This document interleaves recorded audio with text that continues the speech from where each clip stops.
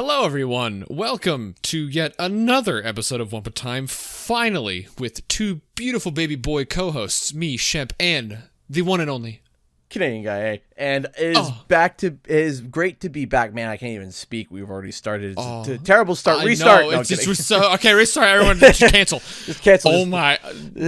So much has happened. So much has happened. And we're finally in. As of the time of recording and dropping this, we are in the new generation, the next generation. The next generation. The next gen is now current gen. Oh man, that is. And now your PlayStation 4s are all now old. Use them as door stops and use your Xbox as its regular paperweight. Just throw it out. They're trash. Throw it out. It's fine. Who it's cares? Fine. Don't do that. Don't actually do that. Please hold on to them. Just trade them in at least. So now we should preface: you were lucky enough to get both the Series X and the PS5. Yes. I have been fighting tooth and nail against bots, and I have come out unlucky. But I have played on the Series X personally today, actually, and we have a lot to talk about both of them. Specifically, we're going to start with the Xbox because that's the one that we both have. We both have experience with. Yeah. Now, and to clarify for those who don't know, because we didn't start at the title of the whole video, the theme of this whole podcast today is obviously, for those who really are not paying attention, the PlayStation 5 and the Xbox Series X. That's the theme. Yes. Just making it blatantly clear. We're not going to be talking about anything else. It's Xbox and PlayStation today. Just Xbox and PlayStation. Sorry, Nintendo. See you later. So, with let's start with the Xbox Series X. So, first off, that thing is a lot smaller than I thought. Yes. Every single piece of media covering it made it look like a giant mini fridge. Yeah, it's not that big, like literally. But to their credit, though, I snapped a photo of it, and it still looked massive. Like, I took a picture of it. I don't know what it is. It's weird. It's like I took a picture of it, and I'm looking, I'm like, wow, that looks massive. And then, but I'm looking at it, I'm like, it's not that big. So since my coworker brought it into work today, and we have all these consoles around us, we have deduced that it is as big, or it's as tall as two GameCubes stacked on top of each other, and we put it on top, and the width, like the dimensions of the Series X compared to the GameCube are almost exact, so it looks exactly like two GameCubes stacked together. Yeah, exactly. No, that's exactly it. And when I pulled it out, I remember I was handling it. I was like, wow, I'm shocked. And you know what? First things first, because have you ever seen any of the unboxings for the Xbox? Have you seen? Yes, it looks so premium. Yeah, it's like it opens up like a chest, and it says right there in this big text, it says "Power your dreams," and there's this Borg cube sitting there, and you just pull it out, and it's covered in paper, just this black paper, and you just take it off, and there it is. It's just sitting pretty. Yeah, I know, right there. dude. Compared to the PS5, spoilers. Yep. Compared to the PS5 unboxing, I hate that they put like the drink the drink carrier material on both sides of it, because you pick it up and it's like, what is this gonna protect? Yeah. Like if I throw this, the whole thing's gonna shatter. So yes. Xbox gets big points for packaging. Yeah, that was because it's like when you crack open that box, the thing that goes through your mind is, ooh, that's the first thing that goes through your mind. And it's something that, like, let's just talk about the looks of the console. I have them both side by side, so the Xbox. Something that I kind of wasn't disappointed about, but something that I kind of wished, there's that green, like on the top side, I do like it, where you got all those holes where all the heat would come out of. There's that green kind of like screen below it, so like when you look at certain angles, you can kind of see that green hue sticking out. You wanted it to light up. Yes, me too. I was kind of disappointed when I saw they didn't light up. Yes. Oh yeah, we're also gonna be really nitpicky here as well. We're going to be hitting every detail. Sweaty nerds. What do you think we're gonna do? Exactly. I mean, if you guys are listening right now, you guys know us already. We're going full sweaty on this. Full sweaty. If you start, the sweat meter is off the charts. Listen, if you're driving in your car or listening and you start smelling bacon, don't worry. That's just us. We're going full. You're welcome. You're welcome. We are going full sweaty on this. So, yeah, I kind of wished that was some not victory fanfare, but just those lights would just add just a little bit more to that next gen feeling instead of it just being like a piece of plastic. Yeah, and it's also kind of underwhelming that the UI is literally the Xbox One just rounded. Like it's that was like my next okay, point. to be fair, Microsoft has a theme of changing the UI for the Xbox One every 2 weeks or so. So don't worry, it'll probably change when you blink. But the thing is that if I were to pull out the Xbox One VCR and look at the UI there and pull up the UI for the Xbox Series X, they're very familiar. It's almost identical. It's almost exactly the same. The only difference is like there's nothing a lot of the times whenever you pop up your menu, it's not connected. They're all just kind of floating boxes, but that's about it. Yeah, it's all disorganized and like that. Okay, so again, boot up. You get that when you boot up the Xbox, there you see the big Xbox logo come up and you got this awesome sound effect. It's like boom, whoom, and it's like, okay, this is awesome. And then it goes to a menu that everybody has seen for the past 8 years.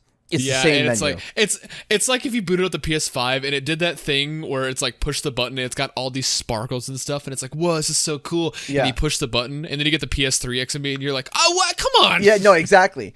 But we'll get to the PlayStation 5 boot up later because, like I said, we got to try to keep this separate because we got to try because we could compare all day, but we got to try getting all of our thoughts out and then going from there. So I am not a fan. I've never been a fan of the Xbox UI. I never have. Me neither. Nah, I really don't like it. I've always hated it. I've always been verbal about hating the UI. I loved the 360 UI. I thought that was the premium UI. It was great. I loved it. It had the perfect balance of everything. And then the Xbox One UI came out, and I'm like, what happened? That's how I felt with the PS4, because the PS3 was like amazing. I loved the way it was laid out. And then you got the PS4 and it's like, what if we just made it all one row? And then it took like 3 years for them to add folders for the PS4 and it was like, sick. Yeah. That's how I feel about the Xbox. Yeah, the UI is just, it's always been infuriating, and I'm always thinking to myself when I'm on the Xbox is, where am I going? Where is these things? I can't find my way. I hate it. It's like you can pin stuff to the dashboard. It's like, where are my games? Yeah, I just want to see my games. No, exactly. Man, that stuff always drove me nuts. And I remember at one point on one of their 4,000 updates to the UI, I couldn't find the hard drive was too full, and I was like, okay, I gotta go uninstall some stuff, and I couldn't find anything anywhere. I couldn't find it, and I just gave up. Another nitpick is working in a store that fixes consoles. I hate that there's no way to just update the system. Like on the PS4, you just select update, check for update. But on the Xbox, it's like, is there an update? I don't know. Maybe there isn't. But to the console, quick resume is fantastic. And the best thing I love, quick resume supports all Xbox games, original 360, Xbox One, and Series X. My coworker brought it over. He had Devil May Cry 5 Special Edition played or booted up. We were playing it a little bit, switched over to Sonic Generations like that, and I was just in. There was no chugging, there was no boot up lag. It was just there, and you're playing. That was incredible. When I normally, like when I go to do my recording session, what I normally do is I pull up my game capture, I boot up my PlayStation 4, and then I open up my programs and get everything set up. And by the time I get everything set up, everything's all loaded and ready to go. It's not a long time. It's not an egregious amount of time, but it's long enough for you not to pay attention. Right, exactly. This, for the Xbox, I literally verbally gasped when I turned the second time, not the first time. The first time was slow, but obviously it's the initial boot. The second time I booted on my Xbox, it was as close as, I would say, as close as instant could get with hard drives nowadays. Like, that was so fast, it was stupid. Oh yeah, and my coworker actually showed off the speed at a very well done way, where he had the the Kingdom Hearts like Xbox One versions installed, and he was playing Kingdom Hearts 2, I think. And I'm sure you know, and anyone else who plays Kingdom Hearts, I haven't, I just know this, that like there's a lot of cutscenes, and when you skip a cutscene, there's a loading screen because that's the next part. Like he was it looked like he was speed running cutscene skips, because you pause, hit skip, load, then you start playing, and there's a cutscene, pause, skip, load immediately. I cannot wait for speed runs to be done on this thing with these backwards compatible games, because that is going to destroy the last world record just because of the load times. Exactly. No, that's exactly right. And something else, because, you know, I've been doing testing on a whole bunch of different games on my Series X, and one of the things that I tested on was Crash Bandicoot 4. And it was a game changer. This console is a game changer for if you're trying to run for the insanely perfect relics, because sometimes you run through a level and then you die. And you got to restart the whole level. God, yeah. And sometimes it's like 30 seconds. And sometimes you're like, or sometimes you'll die like right at the start, like before even the first checkpoint, and you have to restart, and you just want to punch yourself because you have to wait 45. You've been playing for less time than what it took for loading. Dude, it took 3.5 seconds to restart the level. 3.5 seconds. Yeah, that's good. Yeah. And I was like, that's it. And that's great, because now it's like, oh, I died. Okay, restart. And then you're back into the level almost like so quick. And that was one of the games I tested too. I wanted to see the performance, because I know it was kind of choppy on Xbox and PS4. It is a solid 60, but you know, we still have the weird resolution thing where the HUD is 4K, but the game is 1080p. I'm sure there's going to be I'd hope there'd be a patch for that. I hope but so. In terms of performance, yes, games like Crash 4, if any game with an uncapped frame rate definitely benefits from this. Oh yeah. Tony Hawk's another example, because that's also an Unreal 4 game. We popped in Tony Hawk Pro Skater 1 and 2. Load times were cut in like over half of what they normally are. I was very impressed that I would click warehouse, and then it would show the wheel for a second, and then be like, bam, all right, you're skating. Yeah. Like I turned around, we were in the store, so I turned around to look at the store, and then like not even a second goes by, and he's like, hey, you're skating. And I was like, what? And I was already above the ramp, and I was like, oh my God.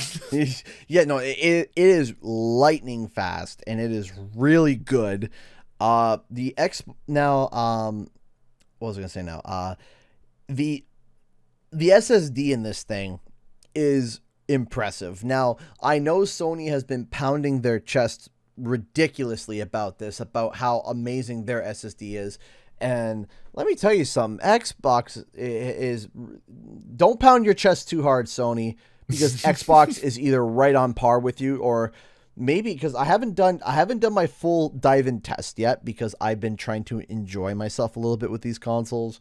I wanted to have that first morning giddy feel of getting the consoles and just the little honeymoon phase. You're exactly. Ooh. Yeah, exactly. Where like you wake up and the first thing you think of is like, gosh, I can't wait to play Miles Morales.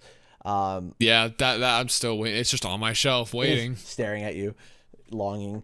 So now something else though that was a definite bit of a miss for me, and I'll definitely explain why it became a lot more prominent later on. And I also got a question to ask you, because everyone I've asked kind of has said something similar. The Xbox Series X controller.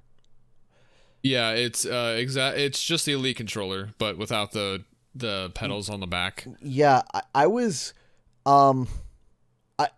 like, it has a better D-pad technically and adaptive triggers, which is neat, and it's cool that you can use. Yeah, it's got on the back of certain Xbox games, they advertise adaptive triggers.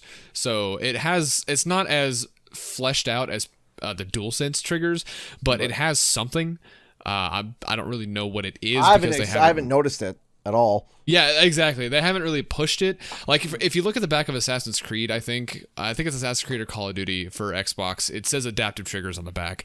I don't know what that means. I don't think they really care. I think it's just a launch day gimmick where no games are going to use it.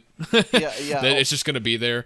But it feels a little more premium. I like the grip. I like the grippies on the back, and the thumbsticks. Those are a nice improvement. I like those. Yeah, but overall, it's exactly the same. And you can use both controllers on both consoles, like Xbox One and Series X and Xbox One. It's fine. But other than that, it's fine. It's a good fine. controller. It's like if you now I'm gonna ask you a question because I'm convinced, my wife is convinced, and Tyler downstairs is he's leaning towards convinced.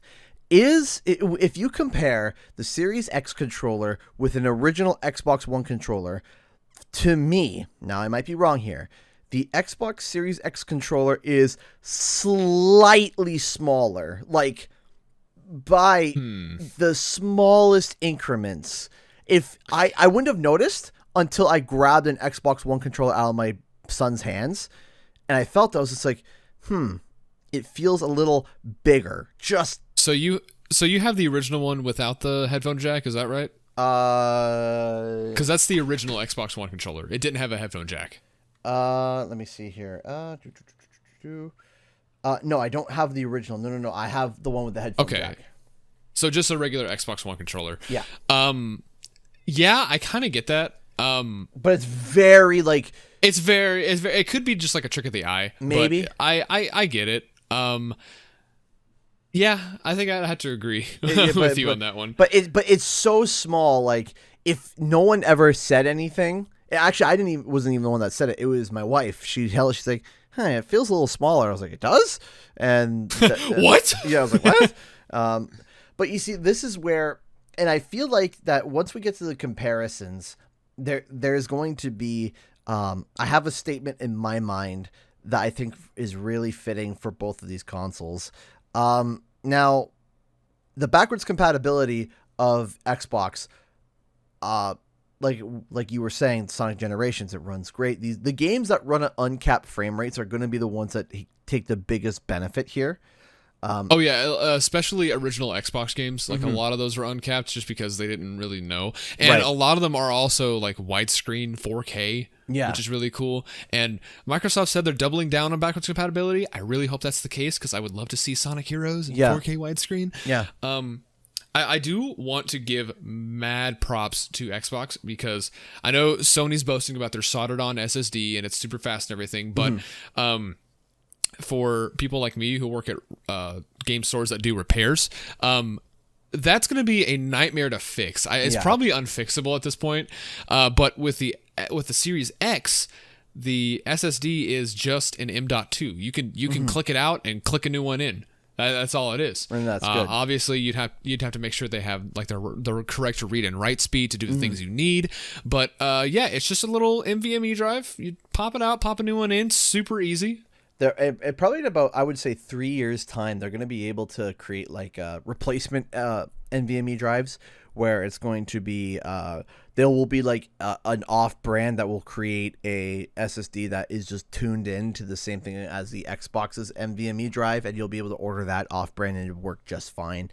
Like you could probably order the specific Xbox NVMe drive that was used from Microsoft and pay a premium for it.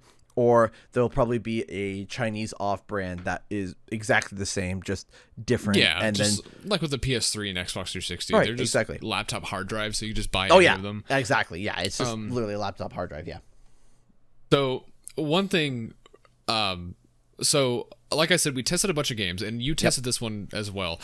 I popped in Spyro Reignited on Xbox One. Oh boy!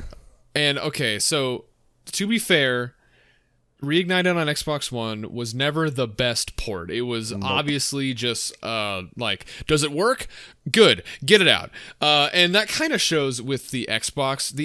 This is the only other game besides Mighty Number 9 that runs this poorly. In fact, Mighty Number 9, side tangent, Mighty Number 9 runs worse on the Series X through backwards compatibility than it did on the Wii U. Just think about that for a second. That's really weird. But for Spyro, my experience is that we popped it in and we were testing to see if we could play it offline because that was another problem. And popping that game in made the entire system just seize up. Really? Like we popped it in and we were waiting for it to get to ready to start. And then it never started moving. And we were like, okay, that's weird. So we hit cancel. It was still there. We hit cancel a bunch. Never went away. Went back to the home screen. It started moving. And we were like, okay, there it goes. It got to ready to start. We launched it. It stayed at the splash screen of the You know when you launch a game and it loads up the background image? It stayed there for like, I want to say a solid 2 minutes, and then the Xbox was like, hey, the Xbox said this game took too long to boot, going back to main menu. Yeah. And then we looked at it, and it restarted the install process, and we were like, what is going on? So we tried to load up DMC5 again, which was in quick resume, and we clicked it, and nothing happened. We clicked it again, nothing happened. We clicked it, and then it loaded.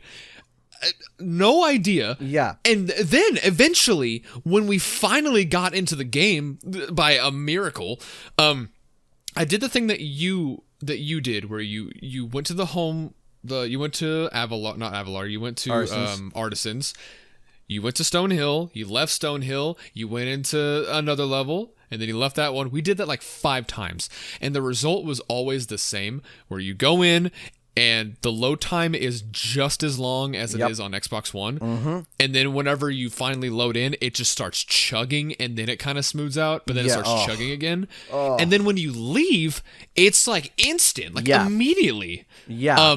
But it's still chugging. Yeah, it's so Reignited so far has been I don't want to give all my thoughts about Reignited because I have a full video talking about this, but I was thinking to myself, was I like hoodwinked? Has Reignited always been this bad? Well, to be fair, whenever you bought, I think you bought your One X, and you said you're testing out Spyro, and I told you, oh, why? It's not One X enhanced, and you were like, really? Yeah. I was like, there's no enhancements, and you're like, oh, well, that sucks. Yeah. Well, I would have expected a little bit more now. But then I thought back to my PlayStation 4 experience when I got the review copy, and I'm like, no, it wasn't this bad. I would have noticed if it was this bad. And it is, especially, and I did a test where I turned off the motion blur and on the Xbox Series X, and good golly, it's bad. It is really bad on the Series X, and I don't know why. Now, that's not to say that absolves PlayStation 5 of its sins either, because I was playing that, and it was better, but I noticed another problem. So it still had chuggy frames. It wasn't as bad as Xbox, but it still chugged. But there was more popping, like a lot more popping. That's interesting. That is super interesting. I assume it's Unreal. I don't know what it is. Because Tony Hawk didn't do this. Right, exactly. So I don't understand it. I'm playing it, and I'm like, this doesn't make sense, because my PlayStation 4 version played better than this one. It did. So, like, in terms of, and then I thought, was I spoiled by the PC version? Because the PC version runs like a dream. Like, oh yeah, it is smooth as you can imagine. It is the definitive way to play Spyro. It is so good. It is beautiful. It is chef kiss great, and it loads fast. Everything is grand. You could ultra wide it. It's fantastic. But then we go back to these consoles, and I don't understand. Now, of course, these games have not been optimized for these consoles yet. These are just day one out of the box. They are raw. These are raw backwards compatibility. Right. So when it comes to Spyro, and since you've experienced the same thing with the Series X in terms of how it loads and stuff like that, how I think that everything loads and how they do it is that the game loads in the home world, and you run around the home world. When you run into a level, it caches the home world and loads up the assets for the next level. That's what we were thinking too. And then once you leave, it just goes back to wherever it just goes back to the home world, and you're able. That's why it's so instant, because it's cached. It's already loaded. It just zips back. But see, and it unloads the level you were just in. The thing is, it shouldn't matter if it's cached or not, because with the speed of this SSD, every other game imaginable loads other data like right then and there raw. Yeah, you are correct. It doesn't cache anything. Right, so exactly.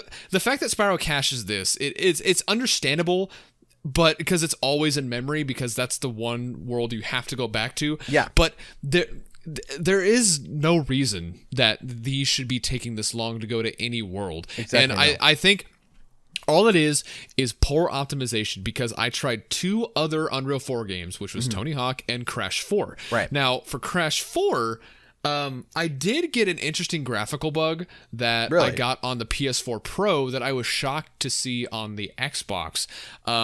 Just not going to spend a lot of time with it, but what on the first level, whenever you start off on the beach area and you walk into the water's supposed to ripple around you because, that's what Unreal does. Now, if you restart the level and then you go immediately into the water, there's no ripple. You're just kind of clipping through the water model. And I had 2 instances where this happened to me, both with different outcomes. The first thing is I walked towards the water, no ripples, but the foam from the ocean was coming up on shore, but the texture for the foam was warping around Crash's geometry. So it wasn't like rippling around him. It was like, imagine a polygon and it's just kind of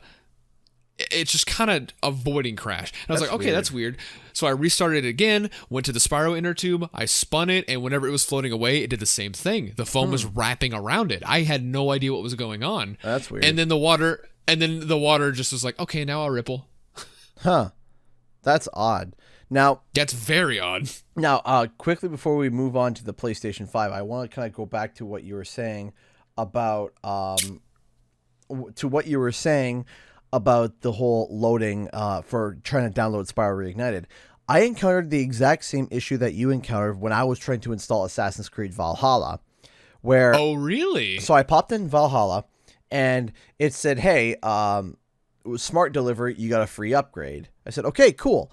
So it downloaded 1 gigabyte from the disc, and then 47 gigabytes from... You want to know why? Oh, we'll get to that. How that works? Yeah, we'll get to that. Okay. We'll get to that. Don't worry. Trust me. We'll get to that because, that's a problem. So I was like, okay, that's kind of weird, but that's fine. I get it. Smart Delivery. And what happened was that it got to a point where it said ready to start. I was like, okay, cool. So I clicked start, and then I got an error message that said game is not ready to start. You've been bamboozled. Yeah, exactly. And I'm like, okay, because if you download a certain amount, it'll let you play. Well, the rest of the game downloads in the background. Allegedly. Allegedly. And so I was like, okay. So then after that, the install froze. It would not download. And I'm sitting there and I'm watching it and I'm like, okay, maybe it needs some time. It took so long that the Xbox... So I was like, okay, I need to go out. We had to go do chores. I'm like, I'm going to go do my errands and come back. It'll be downloaded. I came back and my Xbox was in sleep mode. Because it took so long. I turned it back on. And of course, quick resume. We came back and it was at the exact same point it was when I left it. What I had to do was I had to stop the download, force stop it. Then I had to delete the app from my library and then pop in the disc again and re-download it again, and not click ready to start and just let it finish. Yeah. And I was like, all right. For those of you who don't know how this works, with games on the Xbox, oh my god, this got even dumber. With games on the Xbox that work on the Xbox One and the Xbox Series X, I'm sure you've seen Crash, for example, where on the top left it says Xbox One Xbox Series X. Same thing with Assassin's Creed. So there is not a Series X specific version at retail. What you're buying is the Xbox One version. So when you pop in the Xbox One when you pop in a Valhalla into the Series X, you're popping in the Xbox One version. Right. And since it has smart delivery, what it does is it downloads the Series X version from the servers. So the only thing that's on the disc is the Xbox One game. And that 1 gig file that it installed from the disc, all it is the install file plus the base assets for the ready to start, and then they download everything else. Now, the thing that I'm so not looking forward to is we got our shipment of Call of Duty Black Ops Cold War in. Right. And for some reason, I don't know if this is Microsoft or Activision, but they decided for the Xbox, they made 2 SKUs. Imagine 2 Xbox One boxes, right? Both of them say Cold War. On the top on the engraved part of the plastic, it says Xbox One. On the other box, it just says Xbox. Now, on the top left, it says no. yeah. You're not going where I think you're going. You're not going there. On the top left, it says Xbox One dot Xbox Series X. On the other box, it says Xbox Series X dot Xbox One. Now, on the Xbox One box, are you following me? There's a lot of boxes in this one. On the Xbox One box, on the bottom left, it says Xbox One game playable on Series X, meaning it's an Xbox One game.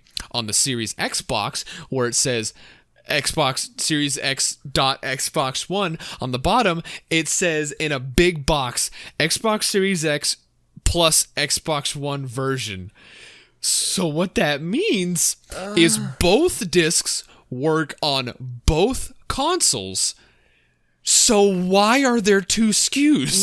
No, this. Oh my god! And the caveat is, okay, well, if I buy the Series X version and pop it in my Series X, it just installs from the disc. But if I put it in my Xbox One, it downloads from the servers, and vice versa with the other disc.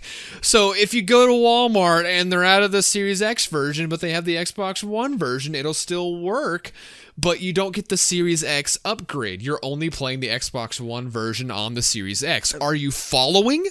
Because the average consumer isn't. Oh, this is so bad again. Here we go again with this version, that version, because like you said, there's two SKUs, and but for Assassin's Creed there isn't.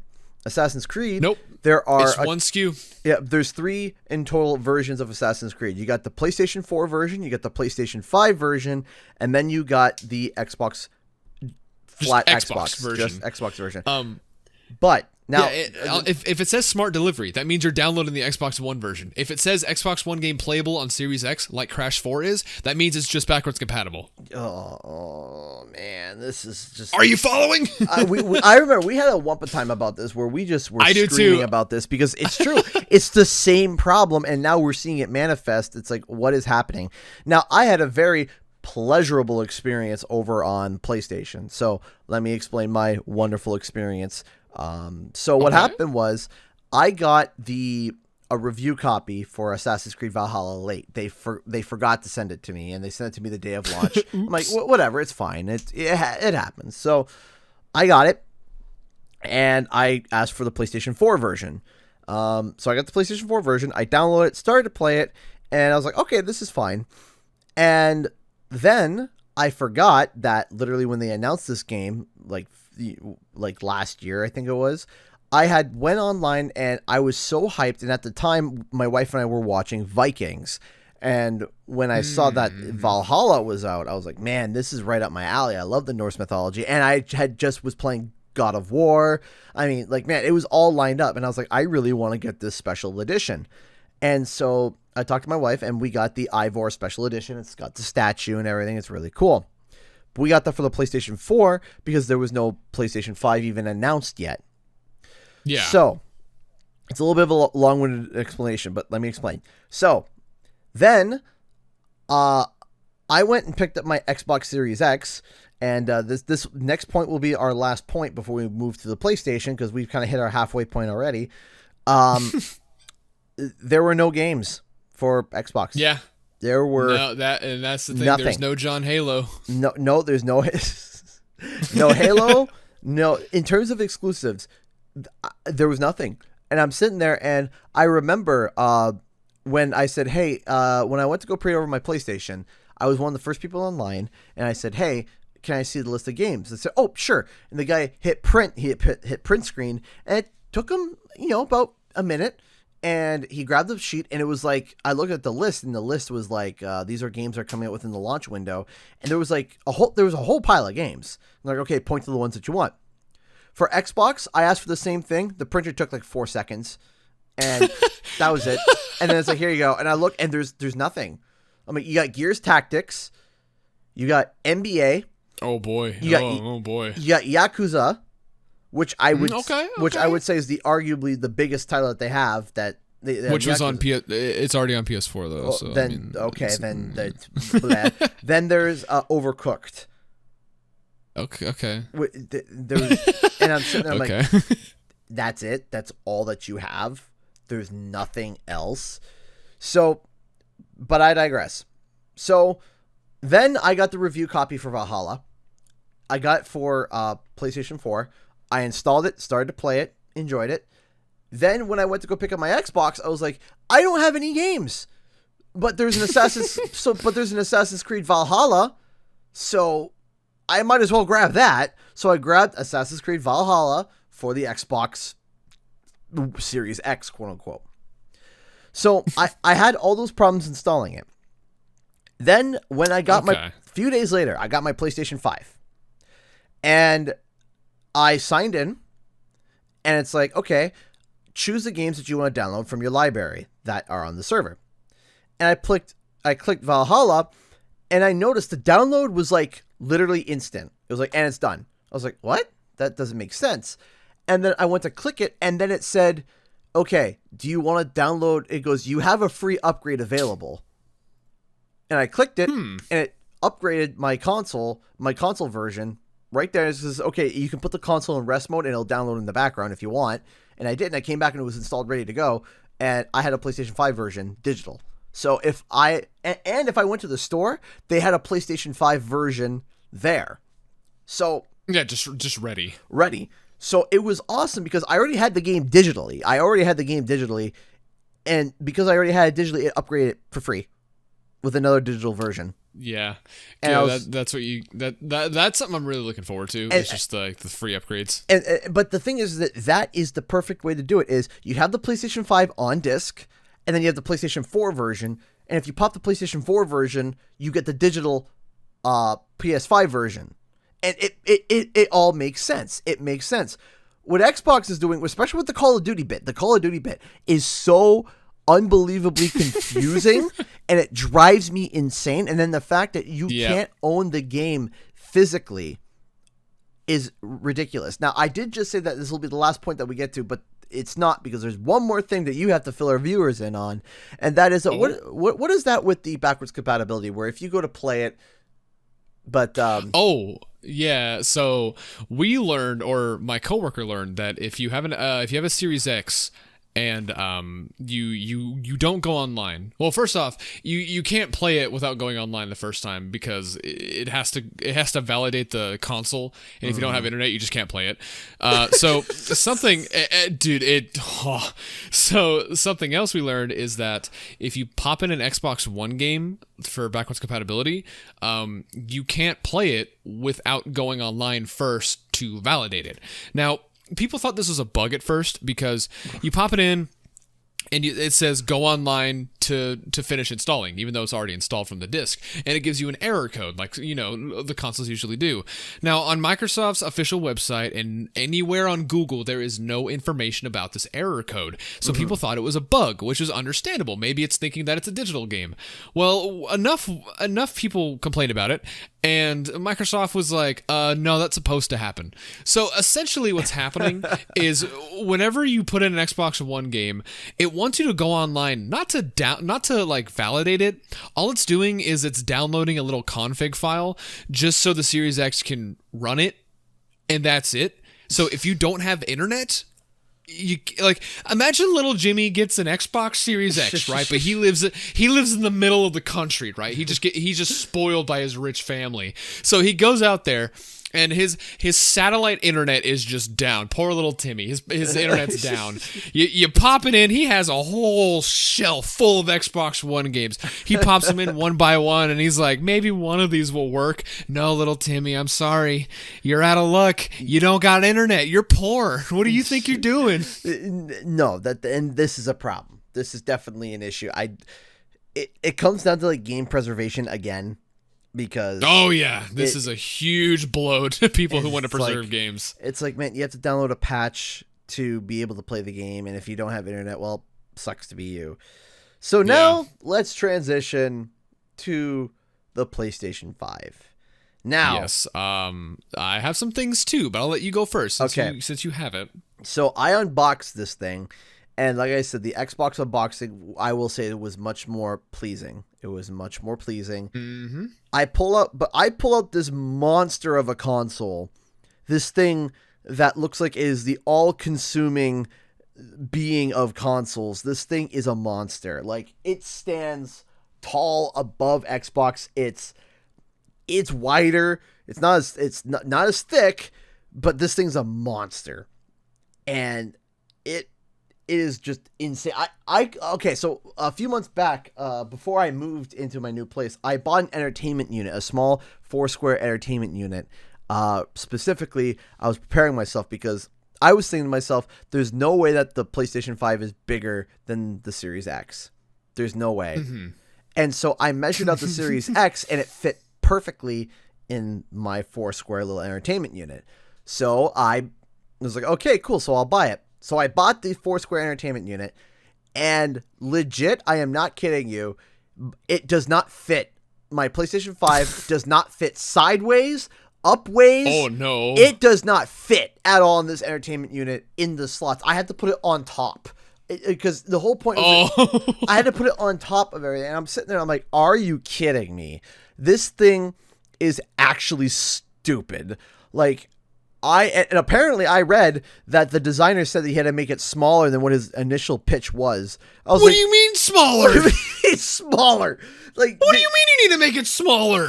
Did you just, like, this thing is almost the size of, like, in terms of height, it's almost the size of my computer. Like, this is imagine dumb. the designer for Monster Trucks, and he was like, yeah, I had to tone it down and make it a little bit smaller than what I wanted, but I think it came out pretty good. No, seriously, I'm looking at this thing, I'm like, this is a ridiculous thing. This thing looks like it could actually be one of those mini fans that you see people on people's desks. Like, this thing is huge. So I unbox it, and it's not as pleasing. I will say the unboxing process wasn't as pleasing as the Xbox. The Xbox was much more crafted. Yeah, the unboxing the PS5 is the equivalent of driving up to a McDonald's and them handing your drinks in the little coaster. Yeah, that's about it. That's about it. Then I pulled out the controller.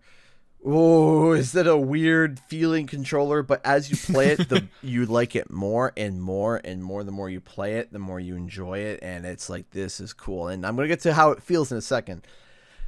So then we had to set up the console. Now, it comes with this stand. Now, this stand is way too smart because you could tell they put too much engineering into it to the point where it's no longer simple stupid. Yeah, it gets a little complicated. It's not complicated.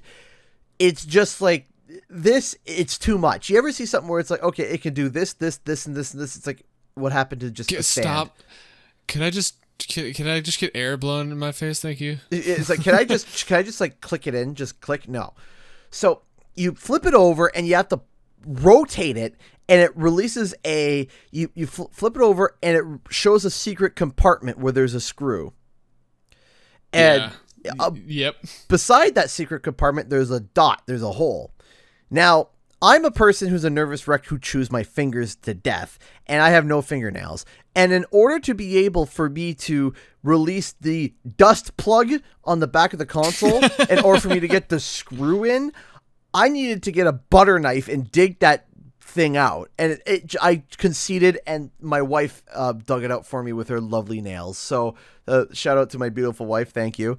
She got the dust plug out, and I set the stand up. I put it in, and I will admit though, the stand doesn't shake. Like, if I shake the table, the PlayStation doesn't shake. Yeah, I've heard it's very sturdy. Very sturdy. I don't know, man. It just, the Xbox has so much going for it, and whenever I see the PS5, I'm like, I mean, I want to like you, but there's just so much. There's just little things, little things that add up. So then I'm like, all right. So I set up the PlayStation 5, and I do the boot up thing, and I am introduced to this amazing UI. This UI is just absolutely gorgeous. It is great. I love it. It is clean. It's familiar but different, and it feels next gen. And that is something that I think is very major in terms of presentation, where the Xbox feels like it is the last generation optimized to the best possible way, while the PlayStation 5 feels like its first steps into next gen. And that the new menu, how clean it is and everything, and it's great. But the thing that I am crazy about, that I still can't get over, is this DualSense controller and the haptic feedback. That's what I want to feel the most. Dude, I want to feel the haptic feedback so bad. Dude, that it is unlike any other thing I have felt on a controller. This controller single-handedly has become my favorite controller because of it. I love it. I can't go back to it now. Let me explain. This is an idea. When you boot up Astrobot, there's this thing where you see the text of Astrobot come down, and you see Astro, he runs across the text. You can feel the vibrations travel from one side of the controller all the way to the other as he's running across the logo, and you can feel each footstep and the reverberations.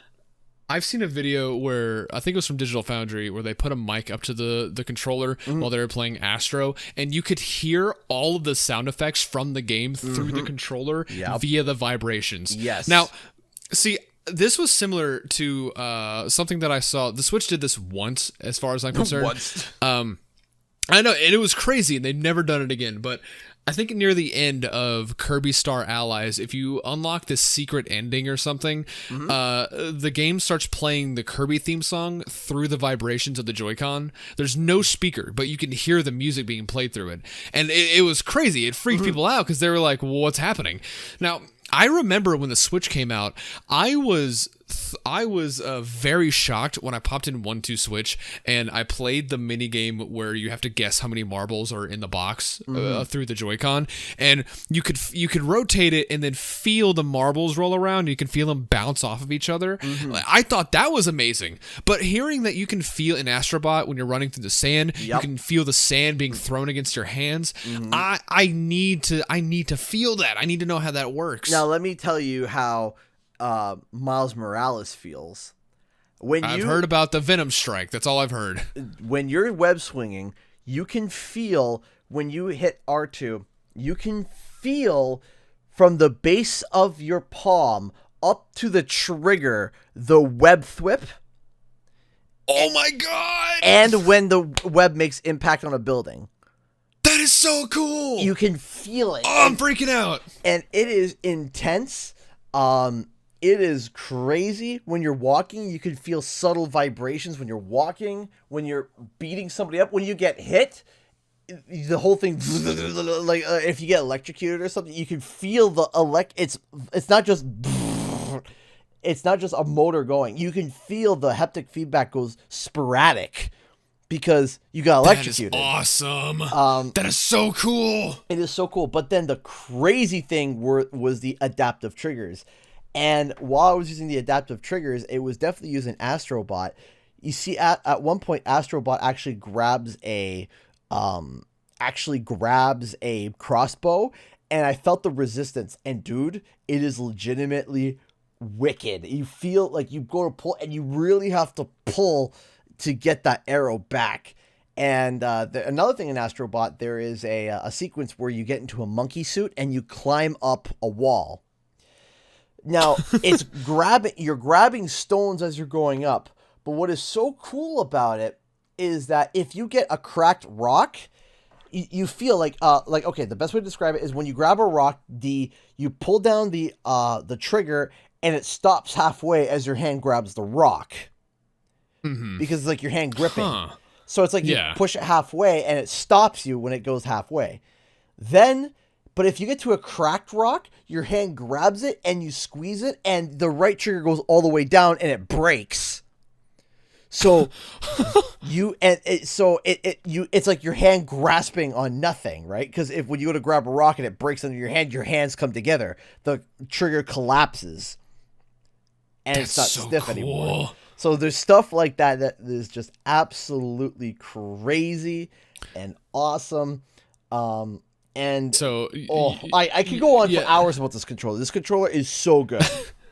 So, in terms of the actual console, you want to know the one thing I really want to do whenever I get my hands on it? Yeah, sure.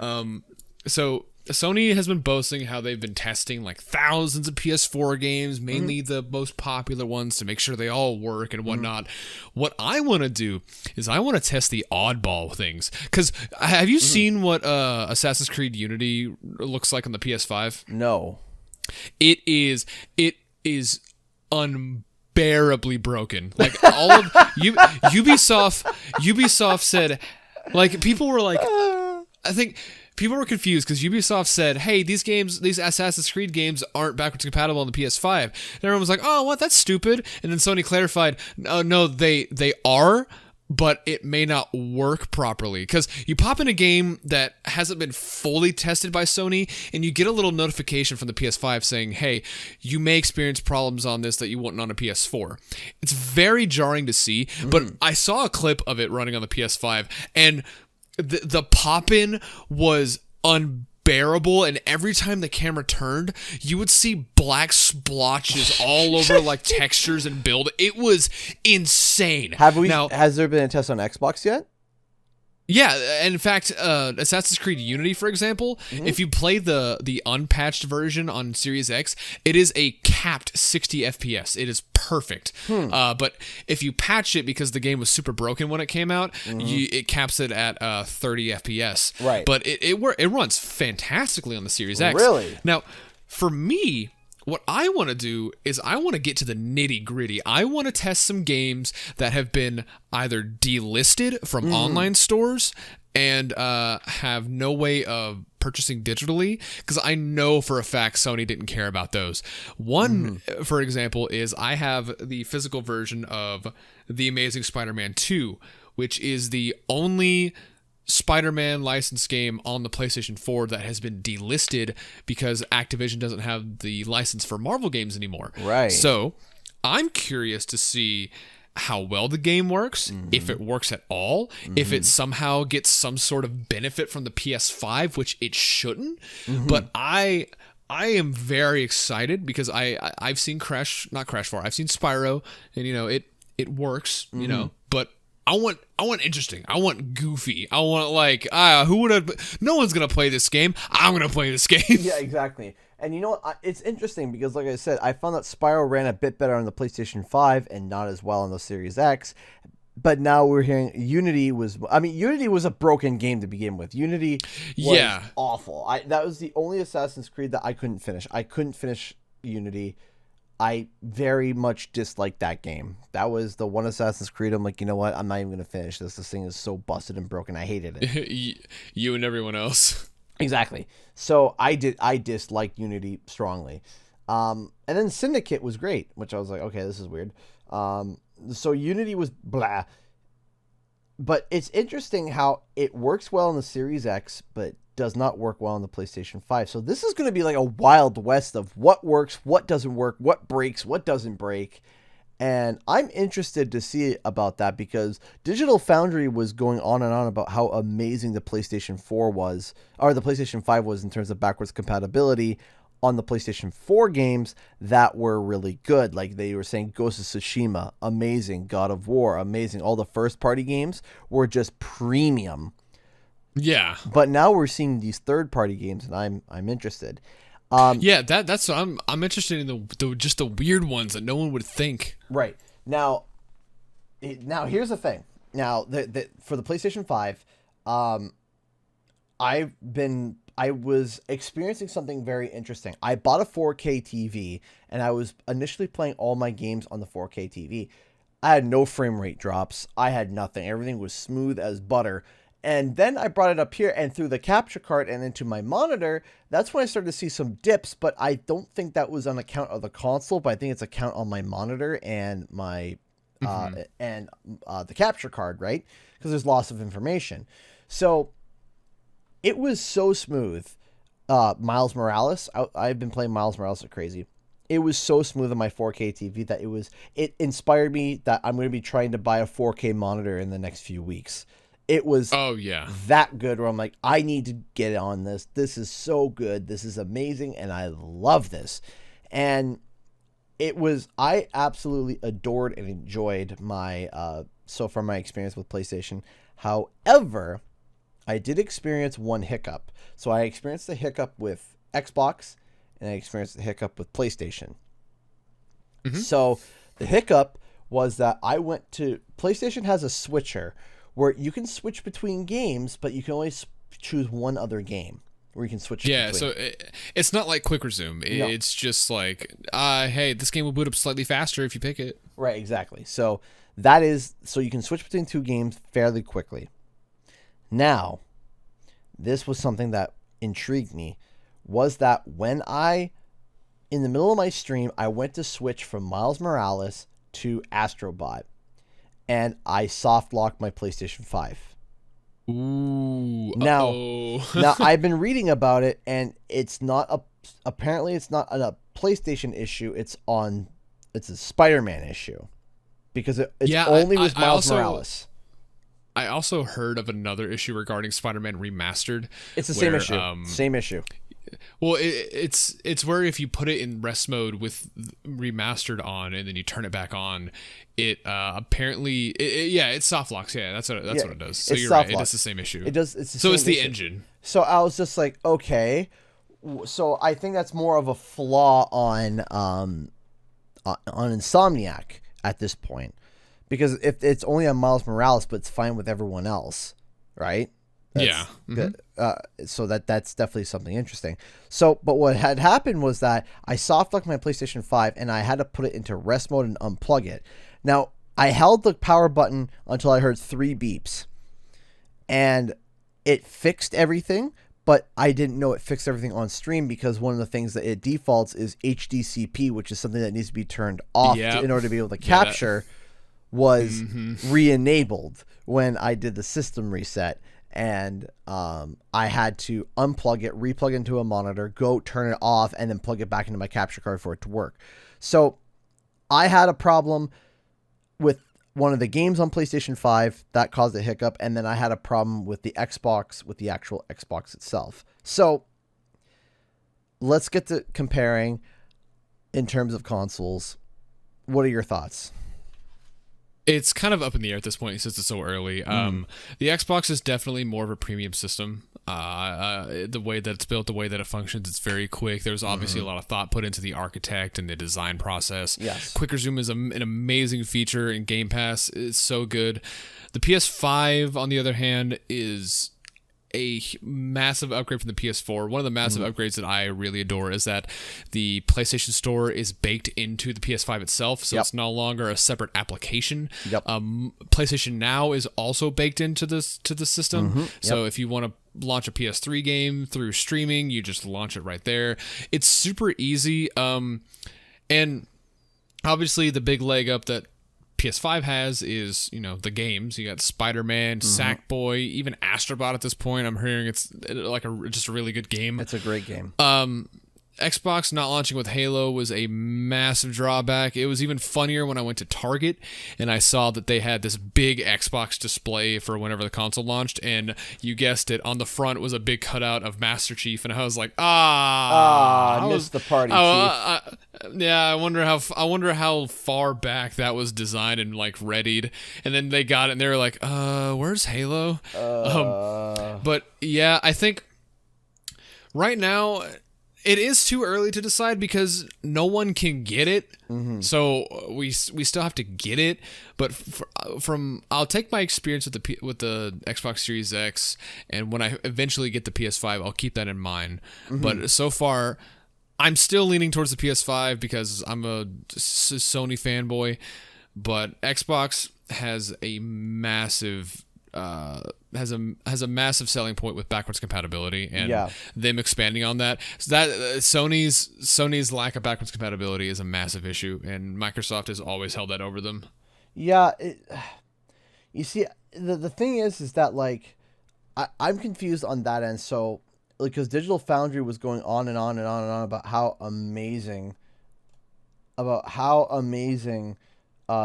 backwards compatibility on the PlayStation 5 was. So I was just like, okay, that's the thing. Only on PS4 games, whereas Xbox has Xbox One, 360, original Xbox, and all of these older games are enhanced with the newer power. So that's what I want to see.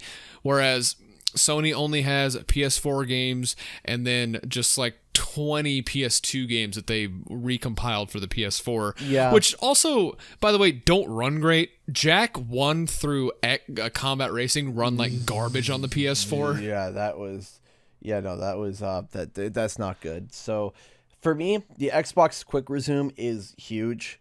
The SSD is very comparable, if not on par, with the PlayStation SSD.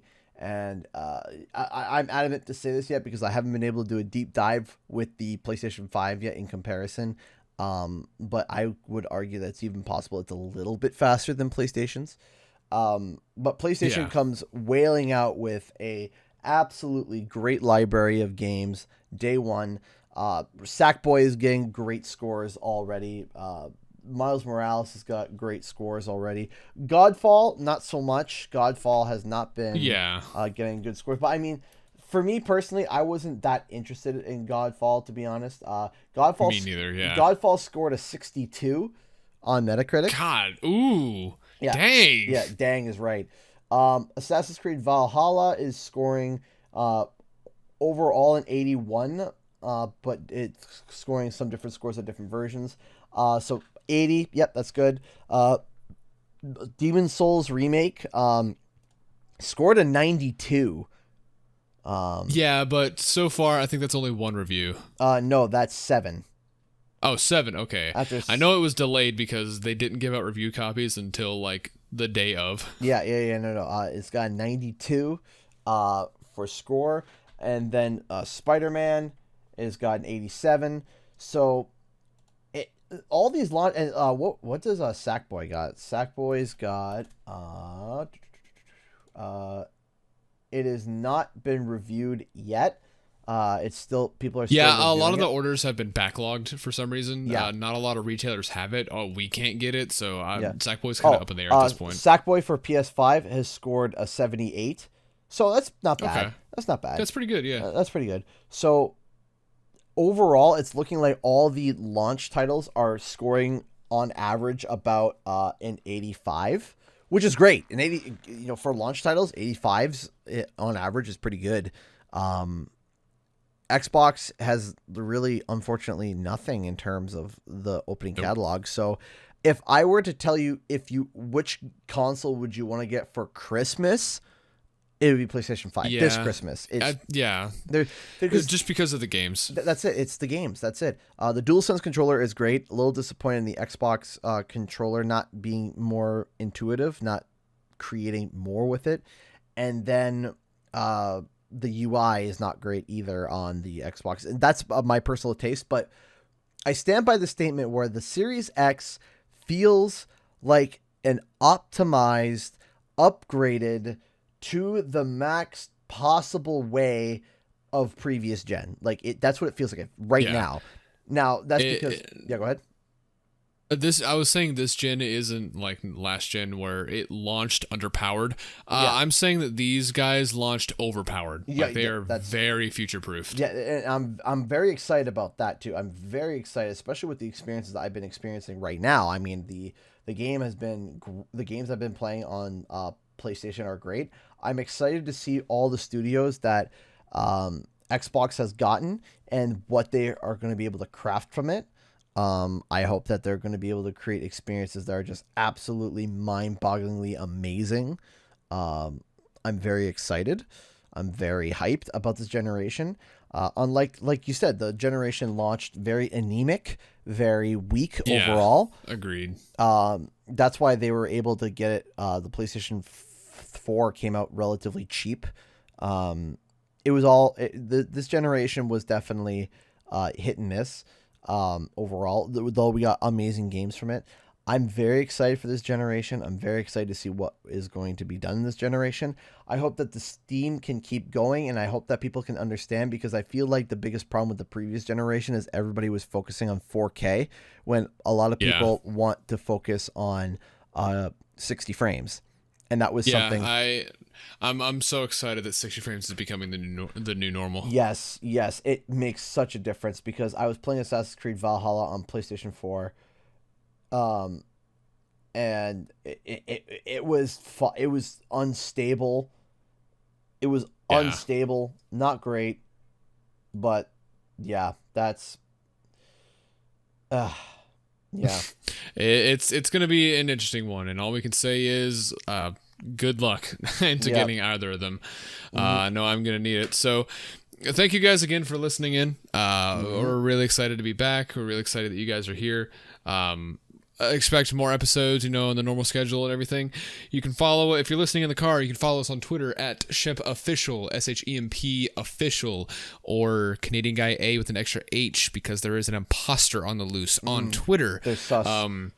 You can go to our YouTube pages, which is Canadian Guy A or Shemp, shempyt.com.